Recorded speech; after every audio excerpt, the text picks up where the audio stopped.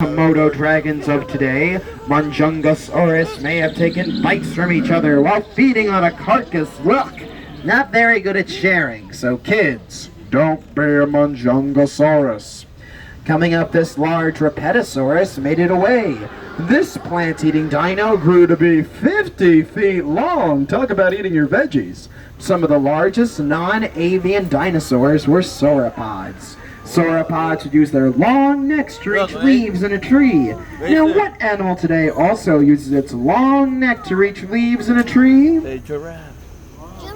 A giraffe, that's right. There he goes, munching away, probably looking for the salad bar. Coming up, we got a herd of Pentaceratops. And a little baby. Pentaceratops might look familiar to everyone, as it is a relative of Triceratops. But instead of 3 horns, Pentaceratops has how many horns? 5 wonderful horns! They would migrate for fresh plants to eat just like American bison do today. And look at the baby, everybody. I'm the baby. Trying to steal the spotlight from me. I can't compete with a baby, though. Gotta love me. Coming up, we got 3 new sauropods. On our left is the smallest of the 3 at just 30 feet, the Shunosaurus, followed by the Donosaurus on our right at 45 feet, and at a whopping 65 feet is the mighty Omegasaurus. These 3 sauropods all live together because they fed on different plants at different heights. And with a neck like that, Omegasaurus is high above the crowd. Waka waka! Okay, I don't write the jokes. Give me a break. Coming up, we have a pair of Parasaurolophus. Parasaurolophus would use the long crest on the back of their heads to amplify their sounds in deep, low notes like elephants and whales. These sounds were used to call to each other from far away, scare away a predator, or maybe attract a mate. Listen up, everyone. I think it's hurt. That's why it got Sounds a bit like Chewbacca, if you ask me. Coming up, we got a pair of Cosmoceratops.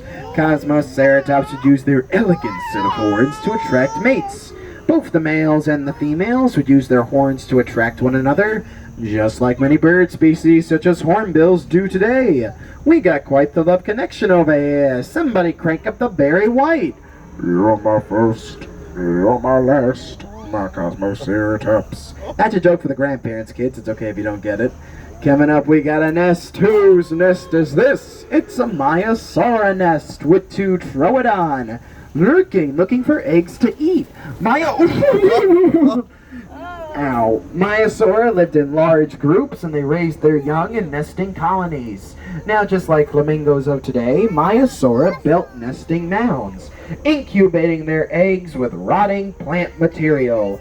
Maiasaura would also feed their young plants until they were strong enough to walk on their own, and it is believed that Maiasaura was a very protective mother, making sure no harm ever came to their babies or their eggs. So sorry, Troodon, but if you want some eggs to eat, you better go get a McMuffin.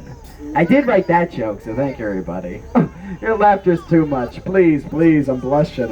I'm redder than my hair. I'll be here all week. Quite literally. Send help. And on our left, we have a tree. We spared no expense. But kids, I have a question for you.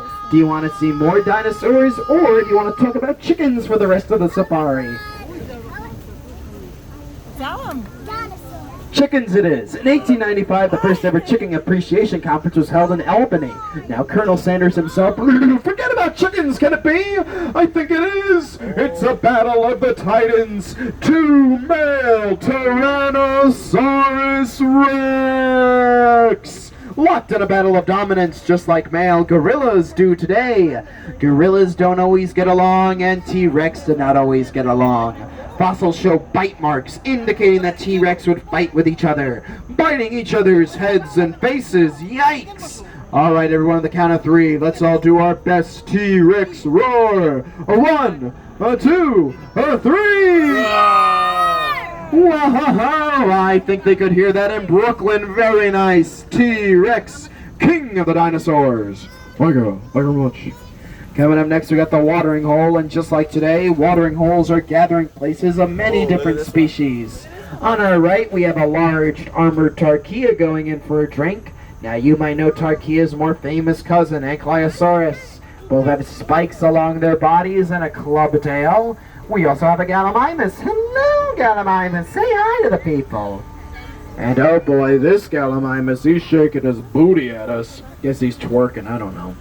And we have a pair of pterosaur hunting for fish. Pterosaur were not dinosaurs. Dinosaurs did not necessarily fly. Animals like pterosaur, pterodactyl, and pteranodon were classified as flying prehistoric reptiles. And here we have a violent encounter between an Allosaurus and a Stegosaurus. Just like predators such as tigers do today, predatory dinosaurs tried to ambush prey at the watering hole, trying to get the upper hand while the prey was getting a drink.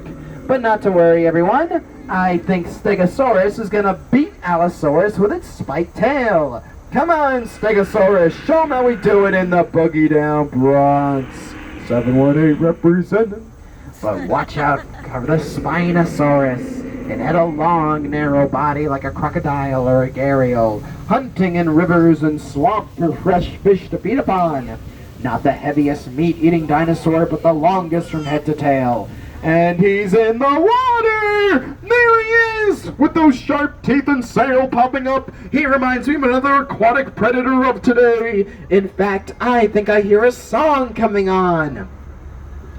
Baby Spinosaurus, do-do-do-do-do, baby Spinosaurus, do-do-do-do-do, ha-ha. The parents are very happy to have that stuck on their head again, I'm sure. Well, everyone, what have we learned today? Besides the fact that I have a tremendous singing voice, we learned that modern-day animals are quite similar to dinosaurs. Modern-day animals found right here at the Bronx Zoo. Welcome back. It was a pleasure having you all on board the Dinosaur Safari.